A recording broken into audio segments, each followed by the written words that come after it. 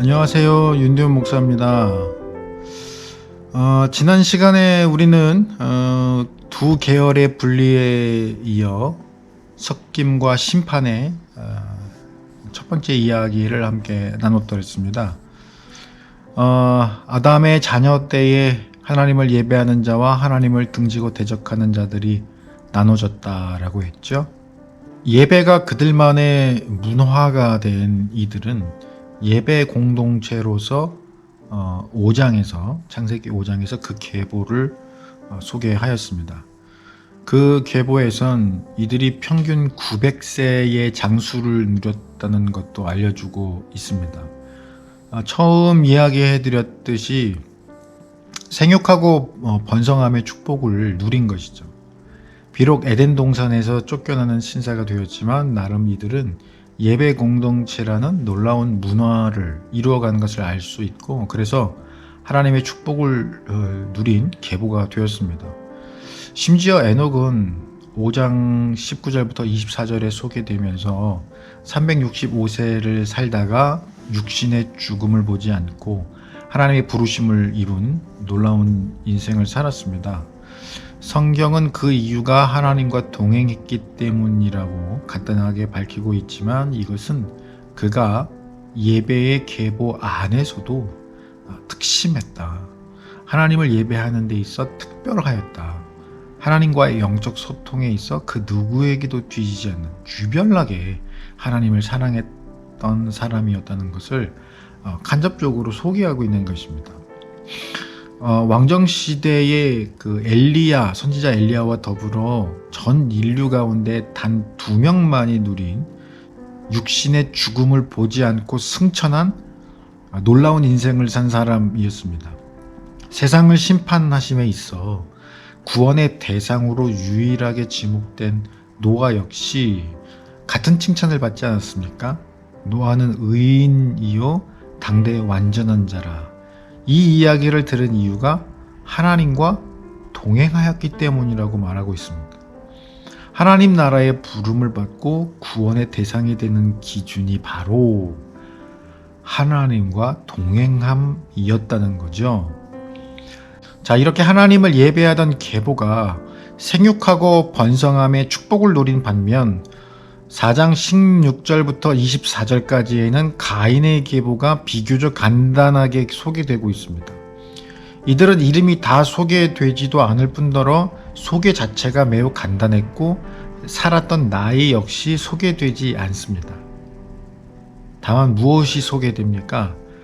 가축을 치는 자의 조상, 음악하는 자의 조상, 기구 만드는 자의 조상, 이런 것들이었습니다. 이것은 무엇을 의미합니까? 이들이 문명을 축적하였다는 뜻입니다. 왜 그랬을까요? 더 가지기 위해서. 무언가가 되었던 앞서가기 위해서. 편리하거나 효율적인 무언가를 통해 많은 소득을, 유익을 얻을 수 있는 데에 몰두하였습니다. 그렇기 때문에 그런 문명들을 축적할 수가 있었던 겁니다.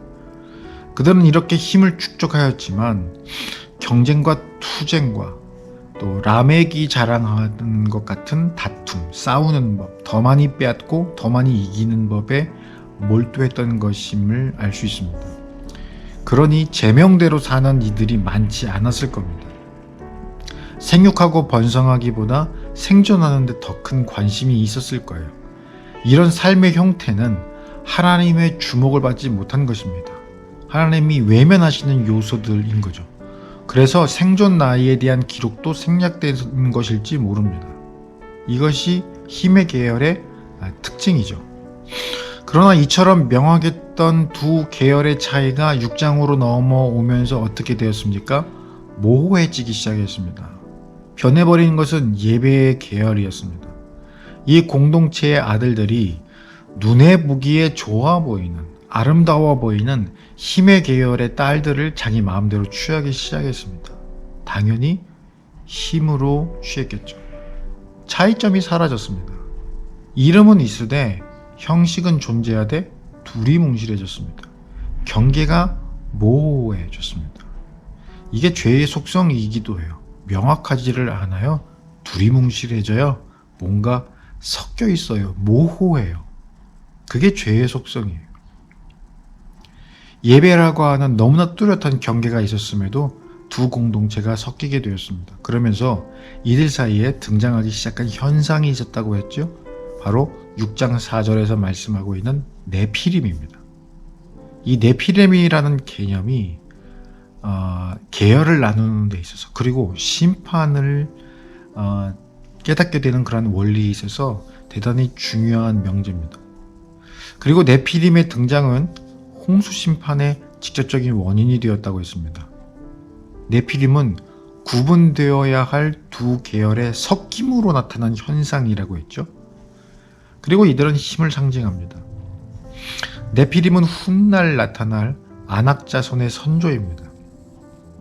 출애굽한 이스라엘 자손들이 가데스 바네아라고 하는 곳에서 진을 치고 각 지파당 한 명씩 12명의 정탐꾼을 가나안 땅에 보냈죠. 이들 가운데 10명이 한 말, 그 중에서도 민수기 13장 33절을 보면 이런 이야기를 합니다.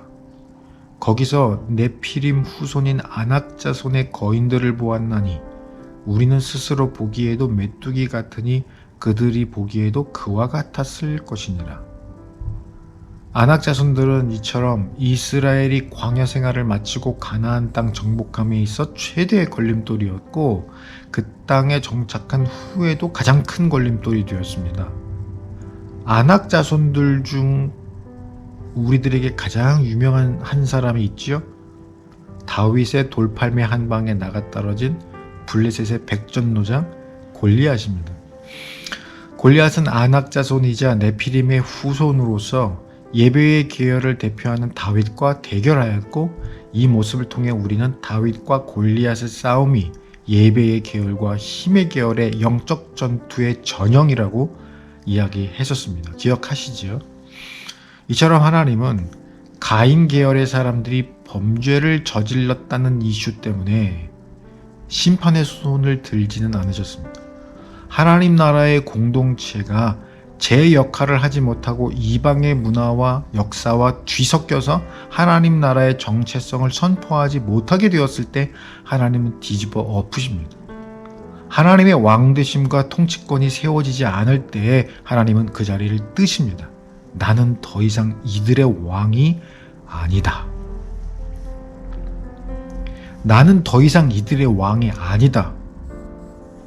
이것이 곧 심판입니다. 물론 120년이라는 기회를 주십니다. 노아가 만들고 있는 구원의 방편, 방주에 대해 긍정적으로 눈길을 주는 자, 마음을 돌리는 자가 있기를 기대하셨을 것입니다. 그러나 인류는 결국 기회를 놓치고 맙니다. 아담이 회개의 기회를 놓치면서 에덴 동산에서 쫓겨나는 것처럼 당시 인류도 기회를 놓치고 하나님이 지으신 온 땅으로부터 쫓겨나게 됩니다. 물론 죽음으로 쫓겨나게 되는 거죠. 소돔과 고모라를 기억하십니까? 이들은 불의 심판을 당하였습니다. 아브라함에게 이 일을 먼저 알려주시고자 우리 주님께서 찾아오시잖아요. 아브라함은 이들에게도 기회를 달라고 간구하죠. 의인 50명에서 45, 40, 30, 20, 10명까지 줄여가며 좀 더 확률 높은 기회를 아브라함은 만들어 나갑니다. 아브라함은 이처럼 간구한 기회들을 하나님 앞에서 죄송스러워하면서도 이렇게 확률을 높여갔지만 오히려 하나님은 이것을 기뻐하십니다. 생명에 대해 귀히 여기는 마음이 하나님의 마음과 합한 까닭이겠죠. 기회를 주시고자 하는 하나님의 마음이 우리가 지금까지 보아한 말씀 속에서 계속해서 나타나지 않았었습니까? 그러나 소돔과 고모라가 심판의 불을 피하지 못한 까닭이 무엇입니까? 백성들이 하나님의 왕 되심을 거부하였기 때문입니다. 도리어 이 일을 집행하기 위해 찾아갔던 천사들을 곤경에 빠뜨리려 했습니다. 롯과 그의 딸들이 있었지만 이들은 전혀 영향력을 끼치지 못하였습니다. 남유다의 포로기도 마찬가지라고 했습니다. 그들은 하나님께 드리는 예배 문화를 우상 문화와 뒤섞어 버렸습니다. 이들이 결국 바벨론에게 완전히 나라가 망해버린 이유가 여기 있습니다. 하나님께서 나는 더 이상 이들의 왕이 아니다라는 선언을 하신 까닭입니다. 기회를 주셨지만 결국 그들은 하나님을 왕으로 인정하지 않았고 끝까지 참으셨던 하나님께서 나는 더 이상 이들의 왕이 아니다. 하나님의 떠나심이 곧 심판입니다. 하나님을 왕으로 인정하는 그분의 백성들이 있어야 하나님의 나라가 세워집니다. 이름만 그분의 백성이고 실제 삶에서 그분을 왕으로 인정하는 이들이 없으면 하나님은 떠나십니다. 그때의 심판이 찾아오는 것입니다. 요즘 우리는 교회에서 교인들이 줄어든다는 말을 많이 합니다. 교회에서 사람들이, 특히 청년들이 떠난다는 말을 많이 하죠. 그런 말을 많이 하는데, 말은 많이 하는데 특별히 이에 대해서는 어떤 조치를 안 합니다. 별다른 반응이 없습니다. 떠나면 떠나는가 보다, 누군가 뭔가를 하겠지 하고 말아버립니다. 내 말을 안 들으면 교회를 떠나라 라는 식으로 목회하는, 이건 사실 목회도 아니죠. 그런 목사들이 우리 주변에 많이 존재하죠. 너 떠나면 일할 사람 없을 줄 아냐? 이런 식으로요. 믿는 사람이 줄어들고 떠나는 사람들이 있는데 별로 신경 쓰지 않고, 세상과 구별되지 않는 모습들이 교회에서 나타나고, 교회가 세상과 구별되는 가장 큰 차이점이 무엇일까요? 사랑이거든요. 사랑이에요. 나를 살리시기 위해서 아들을 내어주신 그 사랑, 그 사랑을 존귀하게 여기는 사랑, 한 사람을 귀하게 여기고 한 영혼의 구원과 성숙함을 위해 온 교회가 다 함께 매달리는 유기체적 사랑, 이걸 잃으면 교회는 세상과 똑같아집니다. 아니, 더 심해집니다. 그래서 예수님도 비유로 말씀하셨잖아요. 한 사람에게서 떠났던 귀신이 7귀신을 데리고 돌아와서 처음 형편보다 더 나빠진 사람에 대한 비유. 교회가 세속적이 되면 세속보다 더 세속적이 되고 더 냄새 나거든요. 예수님이 바로 그것을 비유하신 거예요. 세상은 흉내도 내지 못하는 교만이 득세하기 때문이거든요.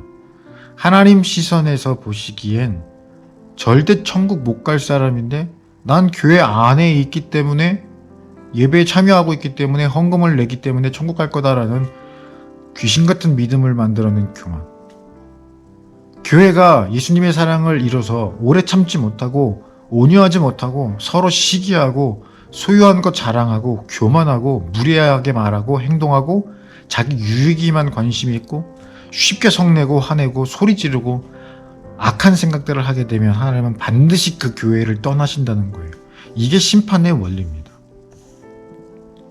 절대 물이 쏟아지고 불이 떨어지고 메뚜기 떼에 우박이 쏟아지고 낮이 밤처럼 어두워져야 심판이라고 생각하지 마세요.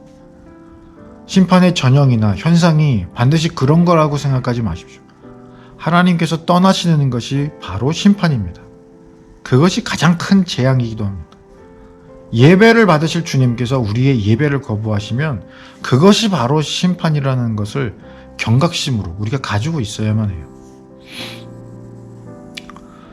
노아의 홍수가 시작될 때 노아의 가족들과 각 짐승들도 방주로 다 들어가고 나니까 그제서야 하나님께서 문을 닫으시죠. 7장 16절 말씀에 나와 있습니다. 당시 인류에게서 하나님이 떠나신 것을 의미할 뿐더러 주셨던 기회가 이제 모두 지나갔음을 의미하는 것입니다.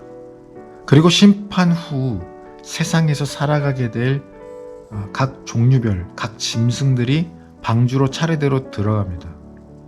상상만 해도 사실 장관이에요. 하나님의 창조적 질서와 권위가 피조물인 각 짐승들을 차례대로 방주에 타도록 하신 것이거든요. 이것과 같은 의미의 동사가 복음서에서도 사용되었다고 말씀드렸죠. 예수님께서 첫 성전 정화 때 성전 안에 있던 짐승들을 내쫓으셨다라고 했던 표현된, 그리고 번역된 바로 그 동사. 창조주의 권위가 마치 방주에 짐승을 태우시듯 성전에서 나가도록 하신 장면, 오버랩되는 장면인 거죠. 이는 창조주로서의 완전한 질서가 구원에 적용되어 있음을 볼 수 있는 대목입니다. 방주의 생명들을 태우고 친히 문을 닫으시는 그분의 권위가 성전이 결코 인간의 유익에 악용될 수 없음을 선언하시는 장면에서도 등장하고, 이처럼 악한 명분으로 예배의 초소가 세속적 시도와 뒤섞이게 될 때에 예배의 대상이 되시는 하나님이 떠나실 수 있음을 선포하시는 것처럼 보입니다. 결국 AD 70년경 로마 군에 의해 이렇게 인간의 유익에 악용되던 예루살렘 성전이 완전히 무너져 내리지 않습니까? 떠나시는 주님, 심판이 선언되고 허물뿐인 건물이 무너져 내리는 장면들, 이걸 아무렇지도 않게 그냥 넘길 사건이 결코 아니라는 것을 우리가 꼭 기억하고 있어야만 합니다. 홍수가 끝나고 나서 하나님께서 노아와 다시 언약을 세우시지요. 이 언약과 함께 시작되는 노아 아들들의 계보, 그리고 또다시 나누어지는 두 계열, 함의 아들 니므롯과 관련된 세상의 제국주의와 바벨탑 사건에 대한 말씀 이해의 원리는 다음 시간에 우리가 함께 다루도록 하겠습니다. 오늘은 석김과 심판의 두 번째 이야기라서 지난 시간에 하지 못한 이야기만 조금 따로 떼어서 같이 이야기하였습니다. 그래서 오늘 조금 짧아졌죠? 오늘 이야기, 지난 시간 것과 함께 이렇게 함께 생각을 해보시고 고민하시면서 그 가운데에서 하나님께서 우리들에게 깨닫게 하시는 그분의 생각과 마음이 온전히 우리들 안에 있기를 소망합니다. 감사합니다. 또 우리 다음 시간에 뵙겠습니다.